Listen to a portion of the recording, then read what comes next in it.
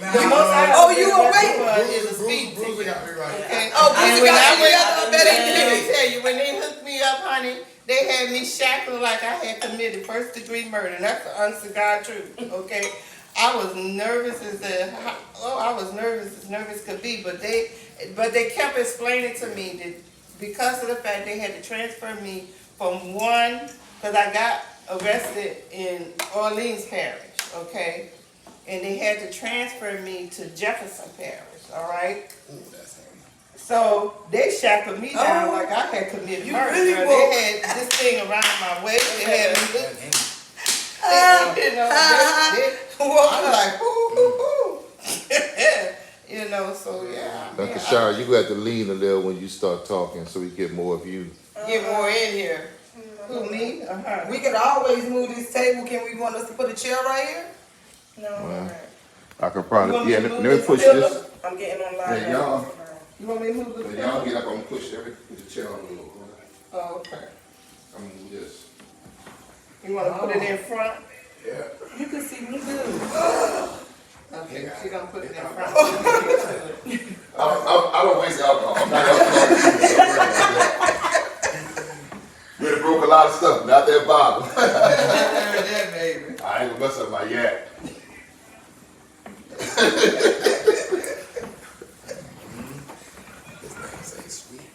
Is that better?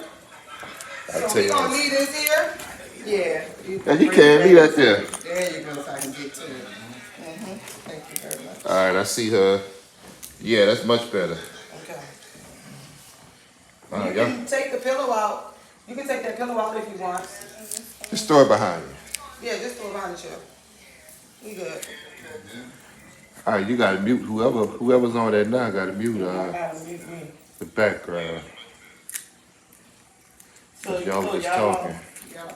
We're live. Yeah, y'all lying. Oh, yes. We didn't even realize.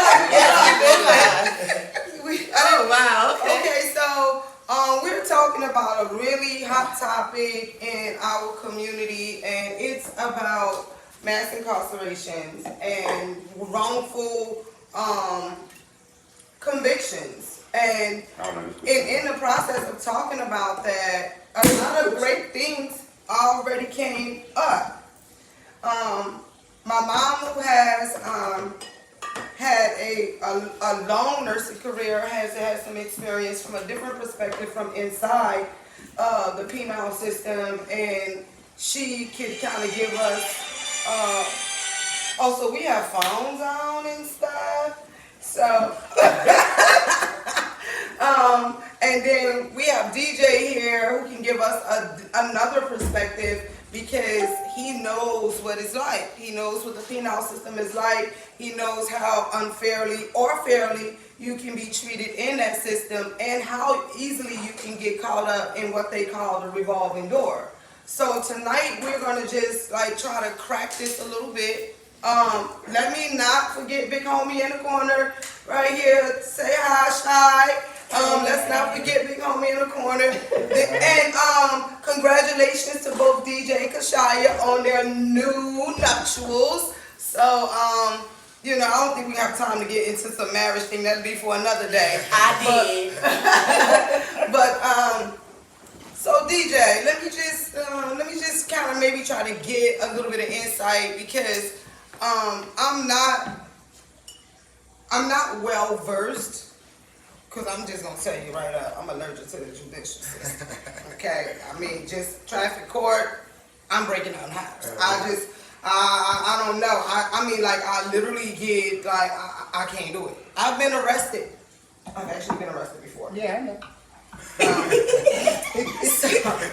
So I do recall a time when I got arrested, I got treated like, okay, the whole experience was awful.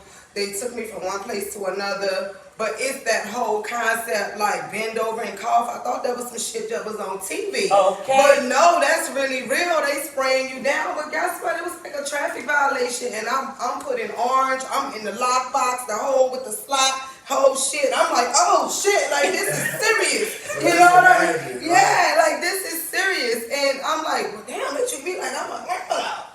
You know?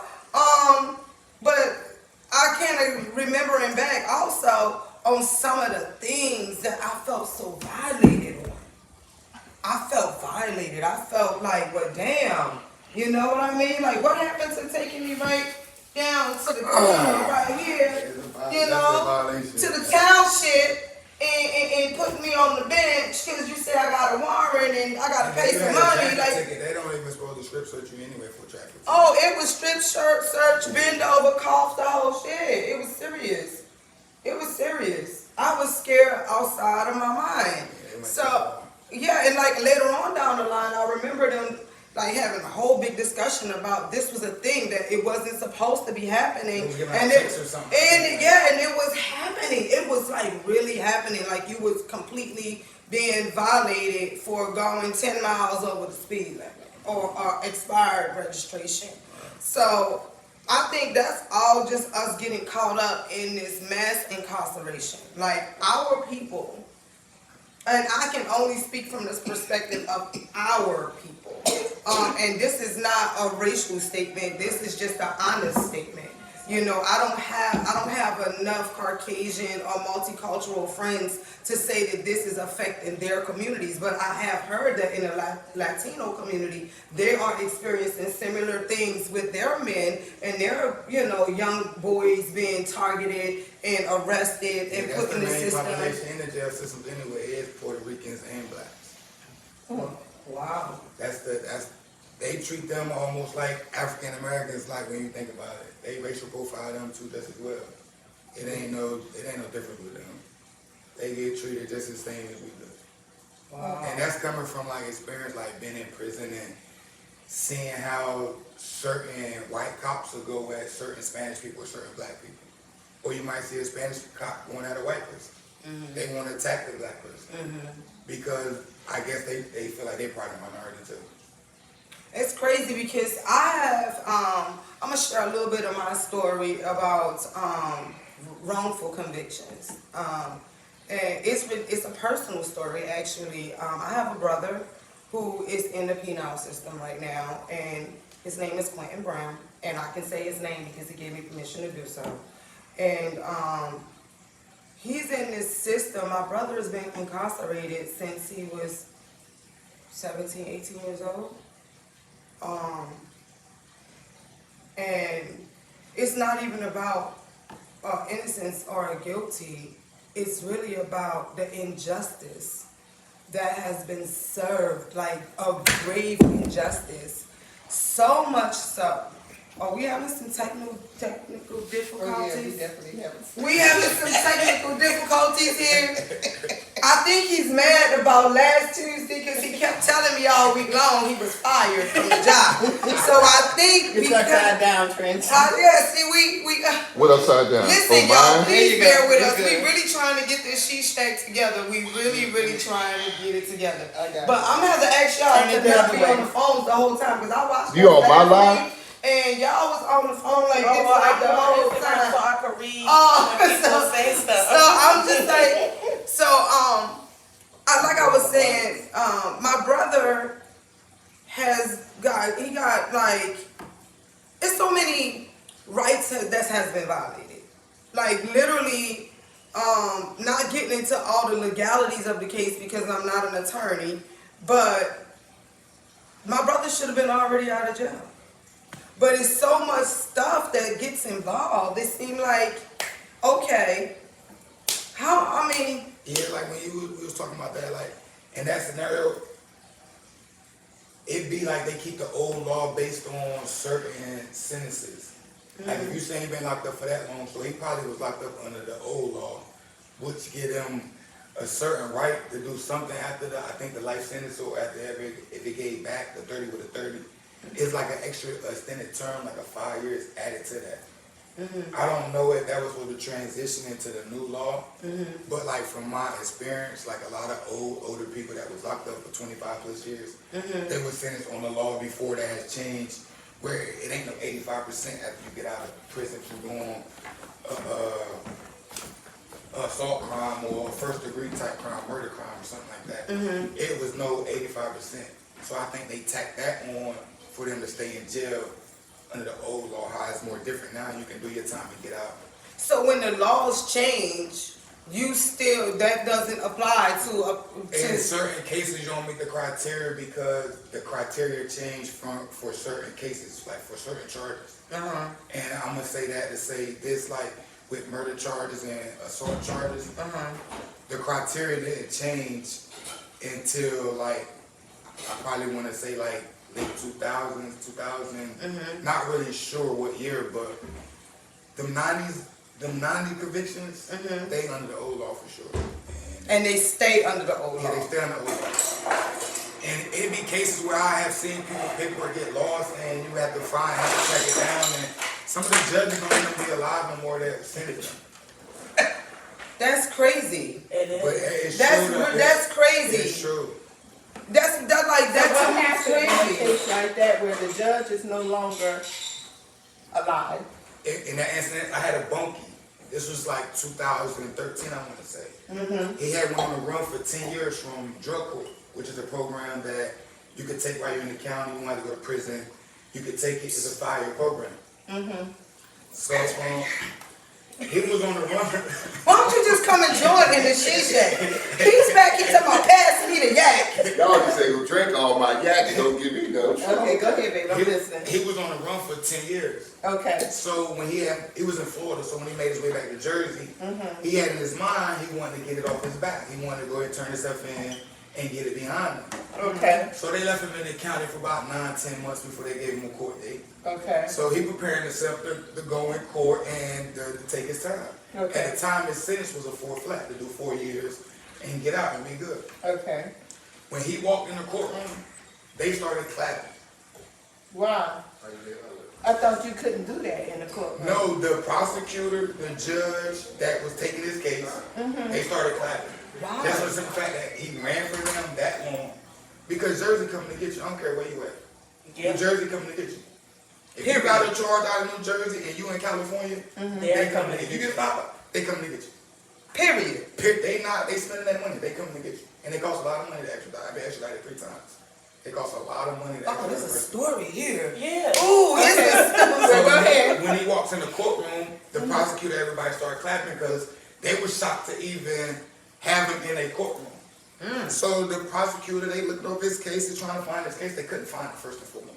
Okay. They didn't even know that the judge who sentenced them was even a drug court judge at the beginning of drug court history. So they asked him. That brings me to this. Because I've had a lot of conversations with my brother and relate to different aspects of this case. And one of the biggest things that shocked me was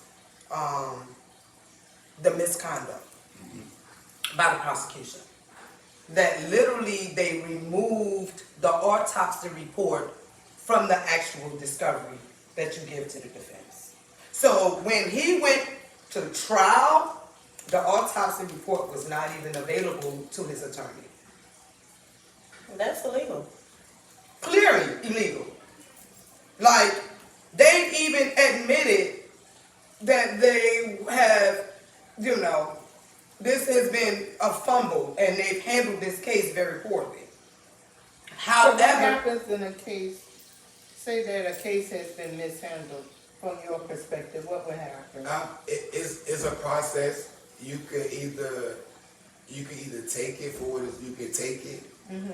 You can try for appeal.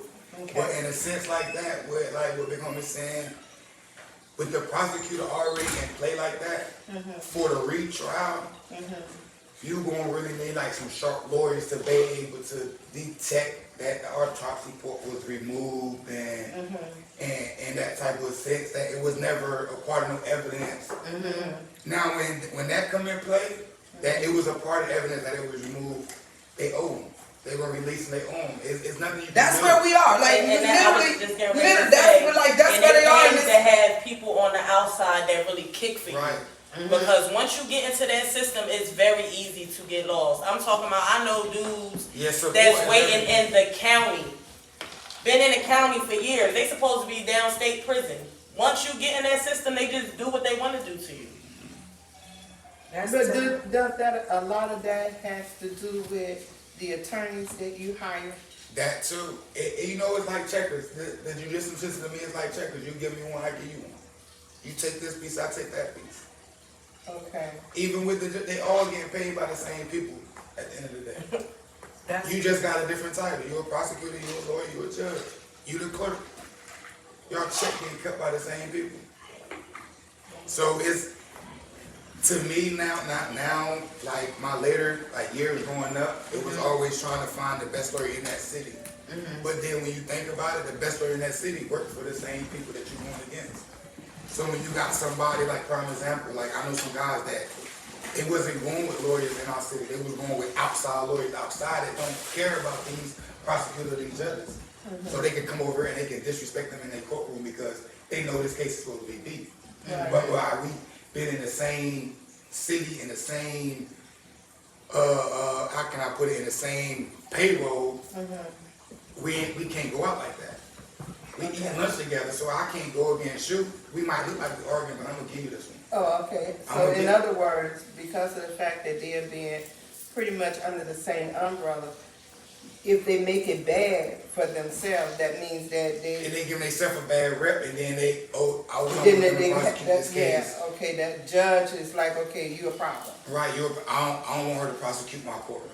Like we already got it set. Like it goes down like that. It goes down like that.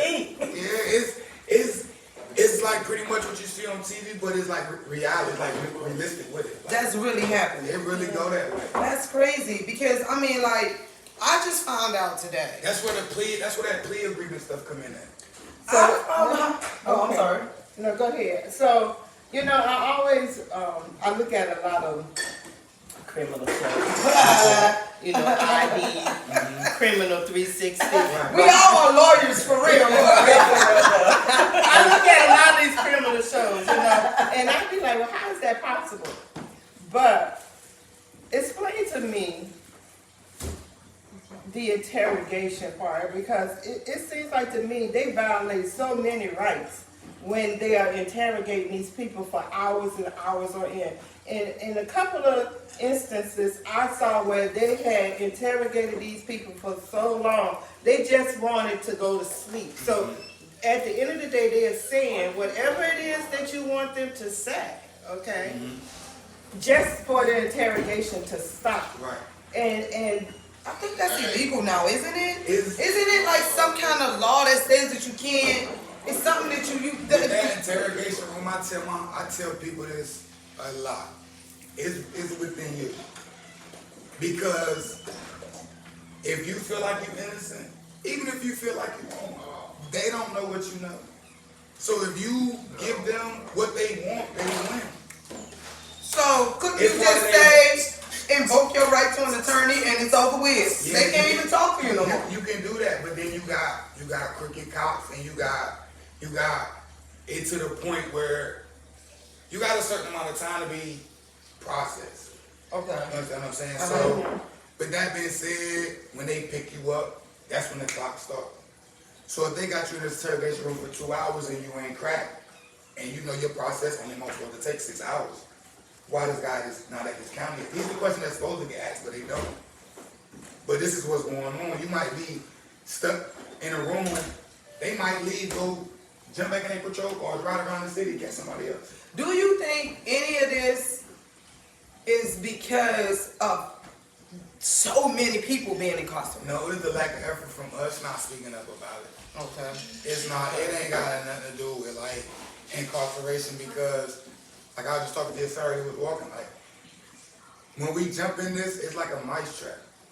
Like being black, like growing up is like a mice trap. When you feed them the trap, the mice gonna attack you. If you don't put nothing on it, they gonna run all around it. Right. And that's what like society is to us. Like when you growing up and you see other people getting money, see other people like choosing the street life, you feel like that's the way to go. So if, like I said, like a mice trap, that's money. You run into it not knowing it's a trap. But by that time, Is that why it's called like a trap house or trapping? I'm saying, the way he just broke that down, that was real nice. Yeah, that was serious. Well, No, let me ask you and this question, because back in the day, I'm speaking some years back, I had a cousin, well, I have a cousin that was really deep in drugs, drug dealing, the whole 9 yards. So, Wait, time out. really? Wait a minute. Hold on. No, because you know this is tea. So we going to stop right there. A quick little intermission. Everybody sip on what you sipping on. I'm not gonna say his name. Well, we related? Like, Yeah, you related to it? Yeah, we are. I doubt it. Oh, see, because that's what I'm saying. Like, I'm like, wait, I'm just trying to get some meat potatoes. So, when he went to court, I was on jury duty. They had called me into jury duty, and he was there for a murder trial. So when they saw that I was part of the jury duty, okay, they were like, oh, don't tell them that you related to us, because you can sway the jury to go the way we. Your relative is saying this I was shit? like, have y'all fell in both y'all goddamn head? I'm not going to jail for nobody, okay? But you know what's that's true, crazy? because even if she didn't say nothing and they was to find out that she was in fact related to the person who was on trial, they would have excused you. Well, they did excuse me, honey. I didn't waste no time. But you know, Let me just put it out there. I didn't waste no time. I went to the prosecutor and I told him, I said, hold up, I'm related to them. Okay, so you I know can't what be the a flip part side is? of this here, but There's because a lot I of- knew about the case. Right, Okay. There's a lot of jury tampering going on though. Because attorneys like for their jacket to look like they got more wins than losses. Well, of course, if you really think about it, that's how you build your career. You build your career not on losses. You build your career on how many cases you win, okay? Whether you're the prosecutor or the defense. It doesn't really matter. That's how you get. But that doesn't validate you tampering with evidence. It doesn't validate I'm not saying that you it- tampering with juries. No, and it that's- definitely doesn't validate No, it doesn't. the way that validate. they're going by doing these things. And once it's done, the things that they do to cover up what they've actually done. They A lot go of that to goes on. extremes Yeah. to cover it up. Of course, you got to think about it. About the 5 young men that had been in prison all those years and they had not committed that crime. Exactly. They, All the black men, right? they all black. This happened up in New York. Because remember, Jay-Z was like backing this up. It was Yeah. an innocence project or something like that. It was the name. Yeah. It was 5 of them. I can't. Yep. And they all Exactly. I don't know if anybody out there that's watching, if you know the name of that movie, just hit it in the chat. By the way, thank you for tuning in. We got so involved in our conversation like immediately. Hot topic. I know myself. I was just feeling really kind of like anxious about talking about it. I wasn't really sure how to even bring it up, but being that it's so close, like I never forget when my brother he got arrested once. I never forget that. I have my oldest brother. Been like they call a revolving door. He had been in and out of jail since he was like 15 years old. Okay, he started off at bad boy school. I don't even think y'all even know anything about bad boy school. Okay, where they sent him like off to, it was like a big farm that he went to until you reach legal age to be prosecuted to go. I guess to we have big no boy jail. viewers because he just walks in front of the camera like So, back and forth. but my question to you is, because my brother's not here to defend whatever happened in his life, okay? So my question to you is, since you've been incarcerated, okay, you've done your time, how has this experience changed your life? It changed a lot, and that's crazy you asked me that because I was speaking on it one time, and a guy older than me, like by some years, and he asked me like, "Am I gratifying me being locked up?" And I told him I'm like, yeah, because it actually made me the person I am today. Like I needed to go through that because I was lost.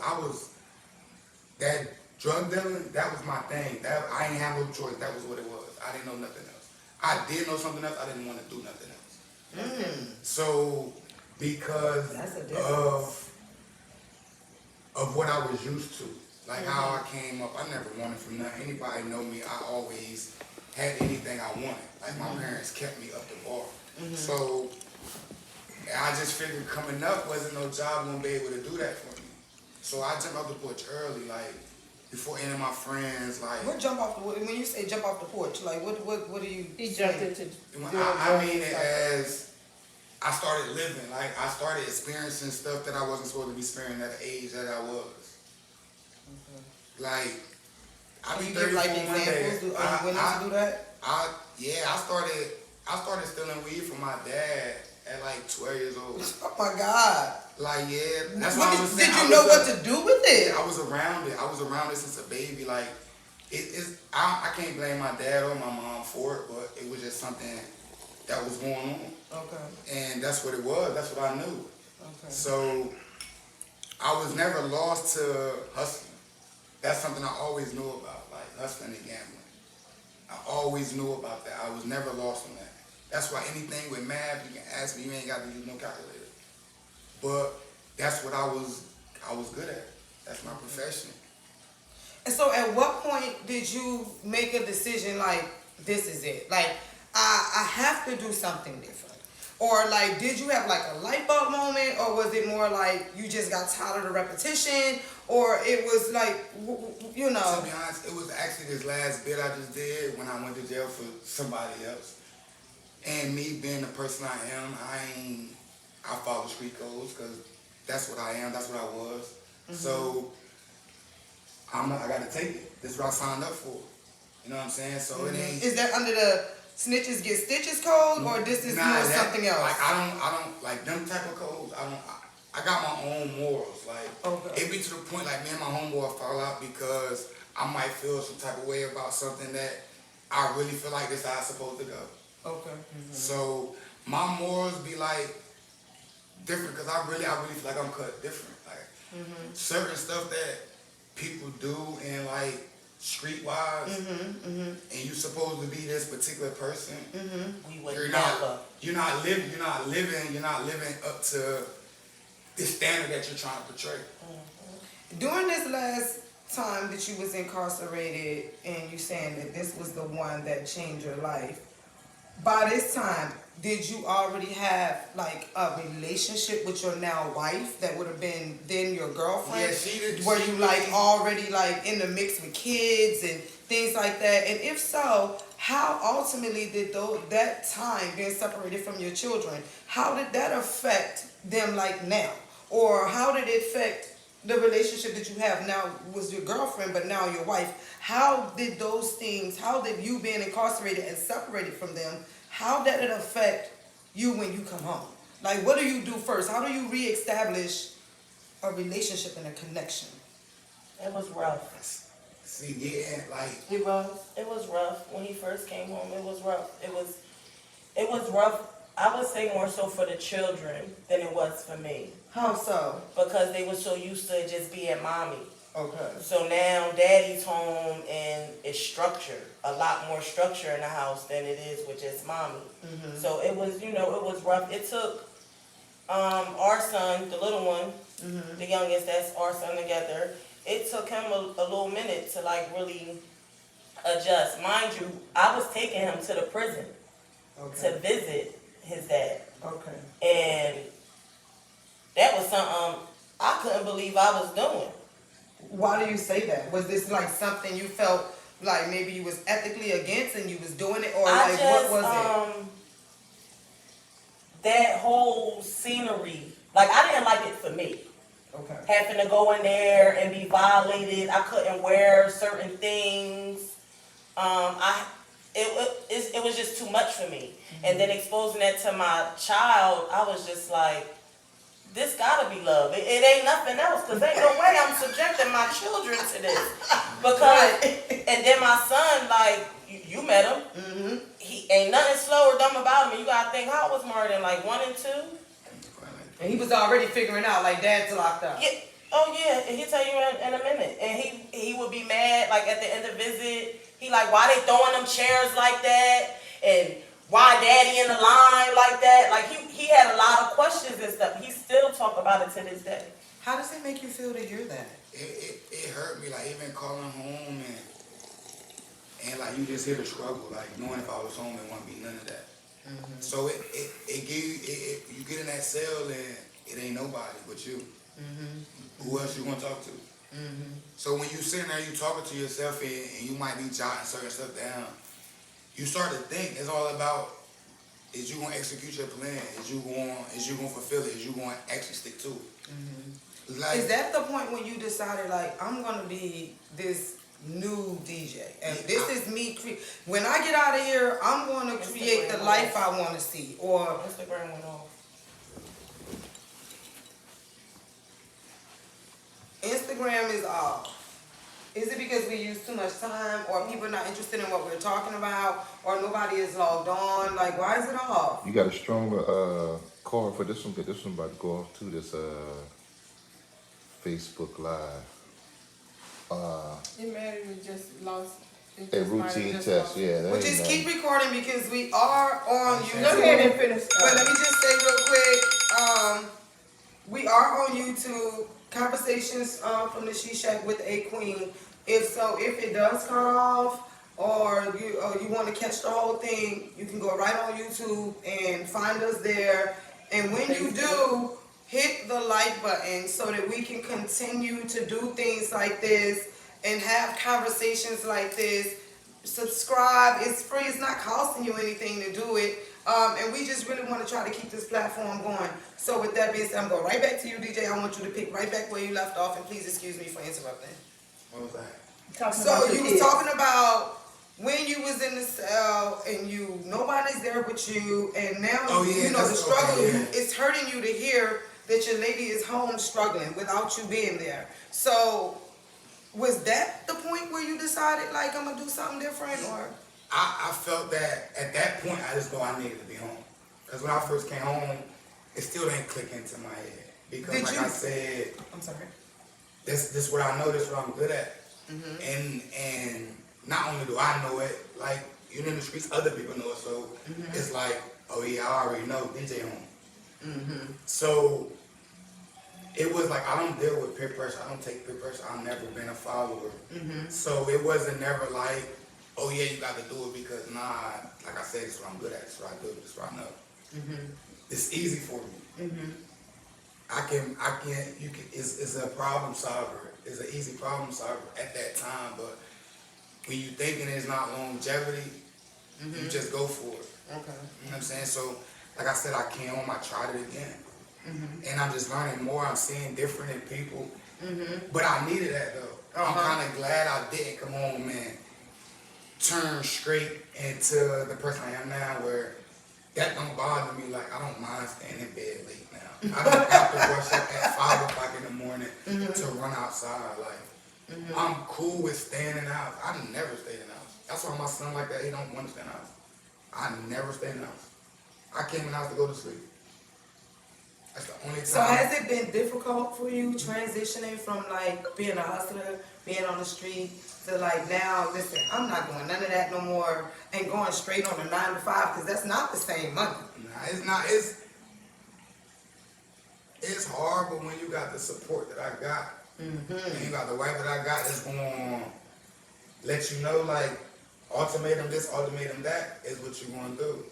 Or what you're gonna do. The ball is ultimately the ball is in your court. Is you going, you know what I'm saying, let this slip away, or is it worth keeping? So like I said, it ain't never no questionnaire. It's all about what you want to do.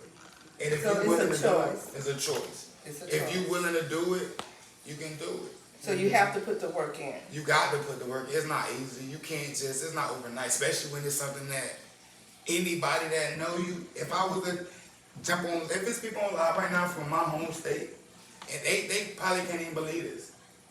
Because, like, anybody that know me just know, like, that's what he is. That's what it was. That's what he is. Like, I could be dead broke, but just a person knowing me, oh, he got a pocket full of money. They think you have the money. Clothes brand new, he got on. Now, see how what happens in the She Shack? There's like this name that we haven't mentioned all night, but it always shows up. That's what God does.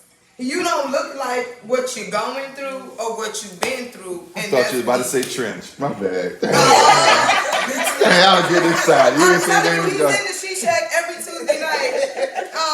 But you know what? You should be very proud of yourself. I am. And it's so crazy And that you should be that very you proud. say that when my cousin, he actually my favorite cousin. And to hear it from him, because like, not only that, like, he was a reason, you know what I'm saying? Because like at one point we was wearing the same size, so I used to go get his sneakers and get dressed. So he was like my inspiration. Like if Cuz doing it, I can do it. So I started like focusing on that. So when he told me he seen the change in me and how proud of me he was, it almost brought tears to my eyes. But you know what I learned? I done forgot your name already. DJ. What I've learned. Big homie. Big homie and big homie. Okay. big homie. What I've learned is that as a whole, we don't let our black men, we don't say it enough, that we are proud of them, okay? We have to, as women of our community, of our culture, we have to let our men know that we are proud of them, okay? It doesn't have to be anything big, you know what I mean? It doesn't. It's just a mere fact that you're trying, okay? Absolutely. And you putting the work in, and you made a conscious decision to change, because you didn't necessarily have to, you know what? Right. You know, but you She did. might disagree with that. Well, I mean, it's a collaboration. It's a group effort. I could have worked on He that. got a strong black woman behind him who's pushing him to make sure that he stays in the right direction, okay? So I know she's proud of you, and then you got to realize your kids are going to grow up, and they're watching you, you know, the life that you lead. You already hear that your 1-2-year-old son already witnessed what jail life is like from an outside perspective, not necessarily going behind those great gates, those bam, you know, make you jump when they close, that kind of thing. It makes you change your mind, that kind of thing. My baby said he can't go there because he don't want to wear the same stuff every day. There you go. I mean, that's his reasoning, because he's looking at it through a young mind, okay? So I'm going to say to you that I'm proud of the fact that you made a conscious decision. You made the choice to change. And every black man out there that made the same choice that you had, somebody should say, I'm proud of you, that you made that choice to change, you know? even if you're still in prison, even if you are dealing with an unfortunate circumstance, maybe, you know, you're on your way out, you know, did some time, you're getting ready to come into what they call the free world, and you're not sure where is it going to be, because it is hard, especially if you're a convicted felon. Everybody knows, like, they don't even want to hire you just because you're a convicted felon. So it already got the cards stacked against you because you was already there, which make the choice to go straight even harder. It makes it, okay, it looks like, damn, man, I done put in 15 job applications and nobody calling me back, but my man that's around the corner keep hitting me up like, yo, what's up? You know, you trying to get some bread, yo, what's up? You know, and when you leave from prison and you going back into the community that you came from, it's the same thing. Says they're even more rapid now, because I mean, we know the opioid crisis is just completely out of control, and it seems like everybody is either selling drugs or getting high in the hood. Like it's completely out of control. It is You completely know, out of so control. you but ought to be nowadays, commended for that. It's not only in the hood. No, I'm just saying, It's everywhere. No, it's not. Oh, and please don't think that I'm saying it's only there. I can only talk about what I see. So on this street, I don't see a whole bunch of activity going on. But when I get in my car and I drive to go see my big homies, it's something. I get followed. I was telling them that. When I get off the highway and I get off at their exit to go to their house, the cops actually follow me. You know why? All the way to their house. Because of your tags. Because of my tags. Isn't that some kind of profile? That's what it is. You know? Well, you remember back when, this is back when we were staying in New Jersey, and you had the, Pontiac Grand Am, the silver bullet. and we went out, and we was coming back, and they pulled us over, okay, and asked us who car that was. Time to eat. Okay, now, not only that,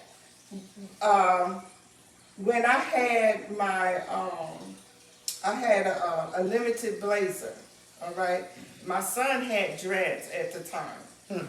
And my son and I was going through, what's the name? I don't know, the name is a little town back off of here, off of Darrell, where we was going back up in there, and I had got lost. I was notorious for getting lost. And the police pulled me over, all right?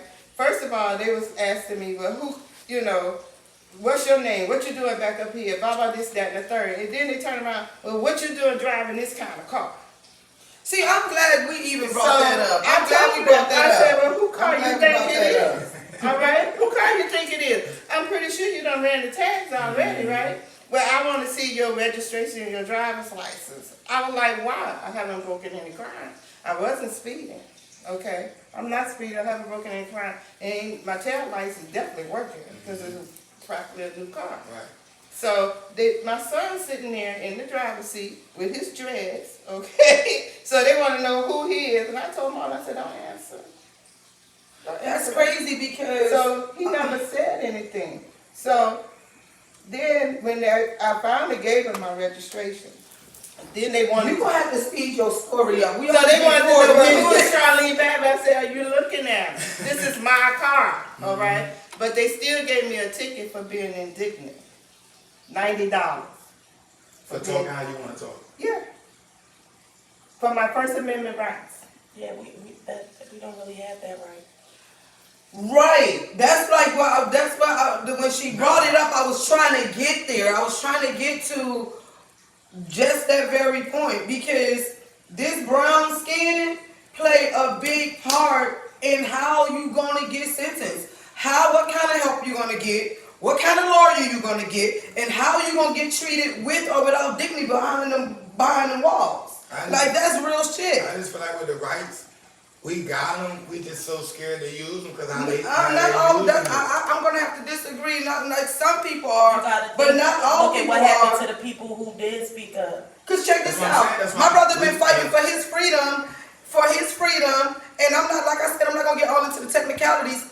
But it was white people that was involved. It was in Rock Island where he was, and because he's black, and because they were white, and that's why he's still in prison. It ain't because of the crime, because how you get locked up for defending yourself. Right. If it was flipped on the other side, the white boy wouldn't have got no jail time. I mean, it could be argumented all the way across the board, but at the end of the day, it is what it is. Yeah, I believe. You understand what I'm saying? I mean, you lose 20 plus years of your life for defending yourself. You got prosecutors that's taking the autopsy report out of the discovery. Y'all acknowledge that you know that there was misconduct. Y'all even say we gonna put another judge on here. We gonna retry this. We gonna do this and we gonna do that, and nothing freaking happens. So on this platform, Matt Paulson, I'm calling you out because you was supposed to be handling my brother's case. He's supposed to have been out more than 6 months ago, and he's still locked up, and you a liar. And that's just that on that. That's how I feel about it. That just means we just gonna have to Shit get just on got our real. bikes. Shit just got real in the shisha. We're gonna have to get on our bikes. And like I said, it's all about the support that you got on the outside.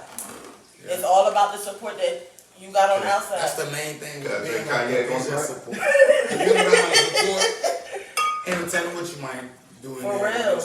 Support. Because at the end of the day, I'm like, come on, man, let's keep it 100. Let's be honest and keep it 100 here. All right, you already heard the old saying that everybody in jail is innocent. You ever heard that old saying that everybody in jail is innocent? I don't believe everybody in jail is innocent. But do I believe that there's innocent people that's incarcerated? I believe that. Do I believe that there are some wrongful convictions out there? Absolutely, because my brother's a victim of one of them. But at the end of the day, like, where do we start? Like, where do we really start? Nobody really want to talk about this. Nobody really want to talk about how our men and our women behind these prisons walls, a lot of them don't get treated with dignity. A lot of them have toilets that don't work. A lot of them get food that they won't feed to the public because they know it causes cancer. How is you washing your face where you got to use the bathroom? Where you got it right. Like, First where and is foremost. the, where? What happened? How you washing your face where you using the bathroom at? Oh yeah, and they cook meals on it too. Yeah, I don't do that. I'm just saying, I'm in the prison. I'm just telling you what I saw with my own 2 eyes. That they cook meals. They use milk cartons. Hold on. Big homie, is that when you learn how to fix this tuna? Because big homie. Yeah, I'm just saying. I'll just share a little quick story. They was preparing to get married. And she called me like, kind of on a humbug, like, didn't really want to call me. But they was getting ready to get married. And she was saying how she wanted to do a girls' night, like it was going to be a little bachelorette, but not really, you know, pajama thing, whatever. And so I'm like, yeah, for real? And so she's telling me the things she's trying to get together, and I jump up. I'm like, oh, wait, hold on, big homie, because, you know, I love parties, so I got all kinds of stuff in that basement. So I'm like, girl, I got all kinds of stuff. We're going to get there. So I go there. This is my first time, or my first and second time meeting DJ. So my mom kind of told me, like, you know, you can't just be going to people's house and eat. Now, you can't just be going. I do say that. You can't just be going to people's house. You don't really know them folks like that. You don't know what they're doing, what they're not doing, who they doing it with, how long they've been doing it. So you watch them. So here he comes. Big homie, you want some tuna? Everything inside of me is saying, hell no, nigga, I don't want no tuna. Hell no, I don't want no tuna. But I didn't want to be rude, right? So I was looking for an excuse to say I wasn't going to eat it. So I look over there, he chopping up onions. I said, what's that onions you putting in there? He said, I said, ooh, no, I'm not going to do that. He takes and picks them out. Okay. He said, onions didn't even touch this side. So I'm going to put this side for you. I said, oh, I guess I'm going to have to eat this tuna. I have to stuff these damn onions. To my amazement, and I'm not going to lie because I'm not much of a tuna eater, it had to be the best tuna fish I ever had in my life. Let me tell you something. They be hooking some meals up in No. there. They be Big look. Big Let me homie. hooking them. Let me tell you, they be hooking some meals up in there. He was the cook in there. Okay, I know that. Look, they cook. I used to cook for like my squad, but like if I ain't know you couldn't have dropped it off at my door. Yeah, they used to. Let me tell you, they used to take those Slim Jims and those noodles. Okay, and somebody used to work in the kitchen to get a little seasoning. Tell me about it. Everybody had something to throw in the pot, right? Yeah, Am I lying? Nah, you ain't lying. No. What? That stuff used to be smelling so good. I'd be like passing meds. I'd be like, man, look, that shit is smelling really good. I don't want to ask them for none. I don't. Let me tell you. I learned how to fix them jailhouse noodles here. I got that recipe. Let me tell you, they be hooking some meals up in there. I'm telling you, they make it work. Talented people in jail. I'm telling you, and it's you know, That's where it's, talents come out at for some reason. yeah. It's a lot of talent, a lot of artists, poets. Okay. So DJ, what are you doing? Like, I just want to spotlight you, right? And let me tell you why I want to spotlight you. This is my thing. So no big she or he did not know that this is what I wanted to do. But I was immensely flattered when you said, hey, I want to come to the She Shack. I was immensely flattered that you saw a talent in some place, somewhere with me that I didn't even see. And the encouragement that you gave to me, be like, yo, keep doing that shit, big homie. It gave me something I didn't even know I needed. And that was motivation to step outside of the fear, because I have been immensely fearful about even doing this live, or just being in front of the camera for my own personal reasons. But you gave something to me in that quick second that told me, and this was your words, you said, man, what, we got our own fucking Ricky Lake.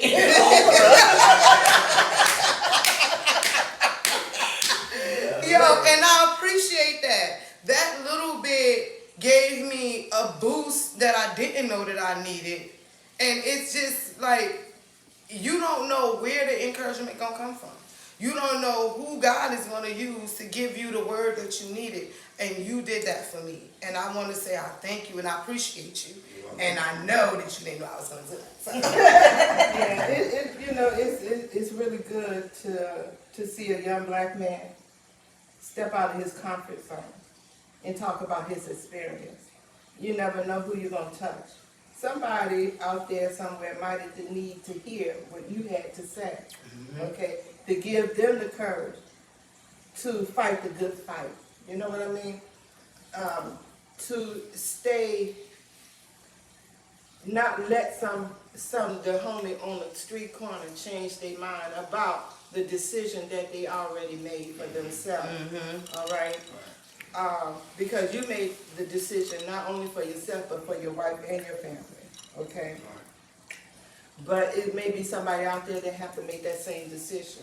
And don't know how to make it. And don't know how to make it, you know. So, to me, that in itself, you keep doing what you're doing. Yeah, You keep doing what you're doing. Even if the struggle get hard, you keep doing what you're doing, because it's going to pay off. And you got a hell of a good woman behind you, because the realest one I've ever met. You know, it's not gonna always be easy, but it's gonna be worth it. Just know that, and always keep that in the back of your mind. It's not always gonna be easy, but it will be worth it. You know, And that's what we gonna leave on right there. We gonna leave on that right there, because that's wisdom, and that was encouragement, and that was honesty, and that was unfiltered. And that's how it goes down in the fucking she-shack. It's unfiltered, it's real, it's honest, it's encouraging, it's empowering. So listen, go to YouTube, subscribe, hit the like button. What you got, big homie? What you got? I wanted to do this because I also want to say that you can't teach what you don't know, and you can't lead where you ain't go. So that's why I wanted to share my experience. Yes. Thank you y'all so much. Good night. I'm so happy to meet you. Thank you. Make sure you hit the like button, subscribe, hit us on YouTube, hit us on Facebook, hit us on Instagram, and on my Facebook, you can go to First Class Home Care. We also have a group, Conversations in the She Shack. If anybody want to join in on that, put post up, talk about, let's keep the conversation going even after we off live. Thank y'all so much. We love you so much. We'll see y'all on Tuesday from the She Shack. We all. We always are. Yo, that was good. Yeah, that was good though. That was good. That was really, that was That was on time. yeah, that was really on time. Because I really didn't know what to expect.